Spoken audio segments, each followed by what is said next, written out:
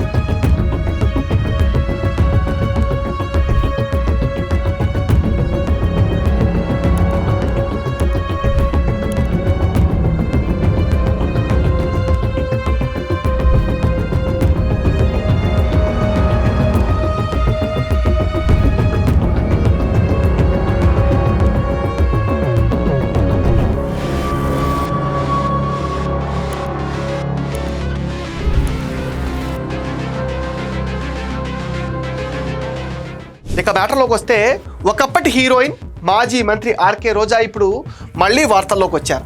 ఈసారి రాజకీయాల గురించి కాకుండా ఆమె సినిమాల్లోకి రీఎంట్రీ గురించి వార్తలు హల్చల్ చేస్తున్నాయి. గతంలో వైసీపీ హయాంలో టూరిజం మంత్రిగా పనిచేసిన రోజా ఆల్రెడీ తెలుగు టీవీ షోల్లో జడ్జిగా అండ్ గెస్ట్గా పలు షోలకి అటెండ్ అవుతూనే ఉంది. ఒకప్పుడు స్టార్ హీరోయిన్గా తెలుగు తమిళ్ చిత్ర పరిశ్రమలను ఒక ఊపిన రోజా ఇప్పుడు మళ్ళీ సినిమాల్లోకి రీఎంట్రీ ఇవ్వాలని నిర్ణయించటం, ఆమె ఏ మూవీలో నటిస్తుంది అనేది చాలా ఇంట్రెస్టింగ్గా మారిపోయింది. దాదాపు 125 సినిమాలకు పైగా నటించిన రోజా రాజకీయాల్లోకి అడుగుపెట్టిన తర్వాత సినీ కెరీర్కి గుడ్ బై చెప్పింది.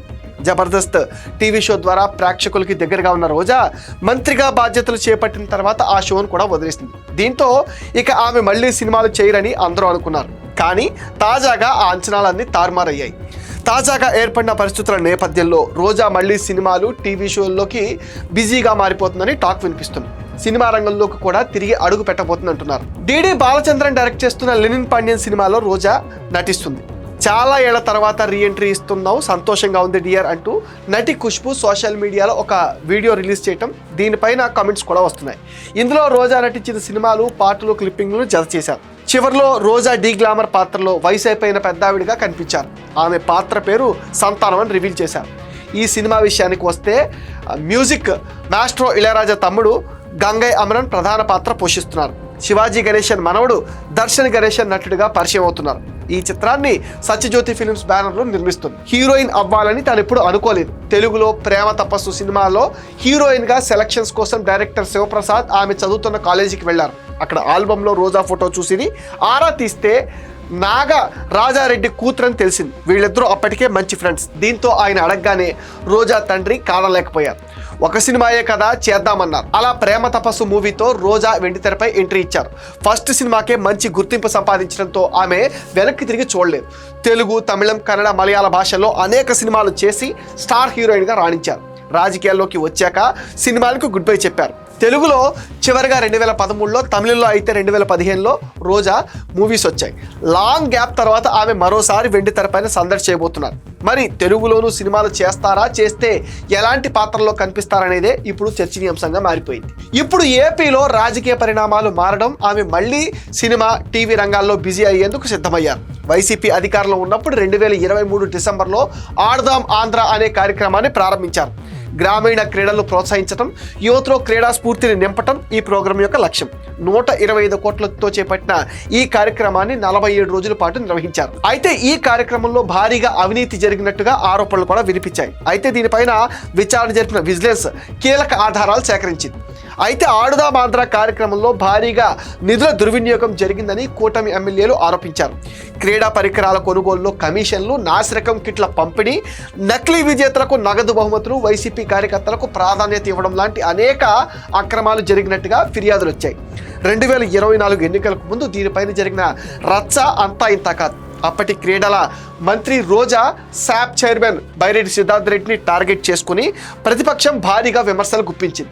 వైసీపీ అధికారంలో లేకపోయినా సీఎం చంద్రబాబు, లోకేష్, పవన్ కళ్యాణ్ పైన ఆమె విమర్శలు చేస్తూనే ఉన్నారు. Deputy CM Pawan Kalyan part time politician అని విమర్శించడం పైన జనసేన నేతలు అగ్గి మీద గుగ్గిలం అయ్యారు. ప్రజా సమస్యల కంటే సినిమాలకు పవన్ ఎక్కువ ప్రాధాన్యత ఇస్తున్నారని రోజా గతంలో ఆరోపించారు. దీనికి జనసేన నేతలు గట్టిగానే కౌంటర్ ఇచ్చారు. రోజా నిత్యం తిరుమల వెంకటేశ్వర స్వామి దర్శనానికి వెళ్లడం కూడా వివాదాస్పదం అవుతుంది. వైసీపీ హయాంలో టూరిజం మంత్రి హోదాలో ఆమె తిరుమల దర్శనం టికెట్లు కూడా దుర్వినియోగం చేశారనే ఆరోపణలు ఉన్నాయి. 2024 ఎన్నికలకు ముందు హ్యాట్రిక్ విజయం కోసం బరిలోకి దిగిన మంత్రి ఆర్కే రోజాకు నగరి ఓటర్లు జబర్దస్త్ ఓటమిని రుచి చూపించారు. చావు తప్పి కన్నులట్టపోయిన రీతిలో గత 2 ఎన్నికల్లో స్వల్ప ఆధిక్యంతో నెగ్గిన రోజా ఈసారి ఘోర పరాజయం పాలయ్యారు. గడిచిన 5 ఏళ్లలో ఏపీ ఐఐసి చైర్పర్సన్గా, మంత్రిగా పదవులు వెలగబెట్టిన నియోజకవర్గ ప్రజలకు చేసినేమీ లేకపోవడంతో ఎన్నికల వేళ ఓటర్లు తమ ప్రతాపం చూపించారు.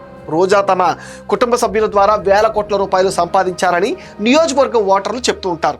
మట్టి, ఇసుక, రోడ్డు మరామతులు, ఎర్రచందనం ఇలా అన్నింటా అవినీతికి పాల్పడ్డారని నగరంలో ఓ ప్రచారం కూడా ఉంది. జగన్పై ఏగ వాలనీయకుండా చూసిన రోజా 2024 ఎన్నికల్లో కూటమి సునామీలో టీడీపీ అభ్యర్థి మాజీ మంత్రి గాలి ముద్దుకృష్ణం నాయుడు కుమారుడు గాలి భానుప్రకాష్ చేతిలో చిత్తుగా ఓడిపోయారు. గత కొంతకాలంగా సైలెంట్గా ఉన్న రోజా తమిళనాడులో విజయ్ దళపతి పార్టీలో చేరతారని ప్రచారం కూడా సాగింది. అయితే ఆమె ఆ పని చేయలేదు.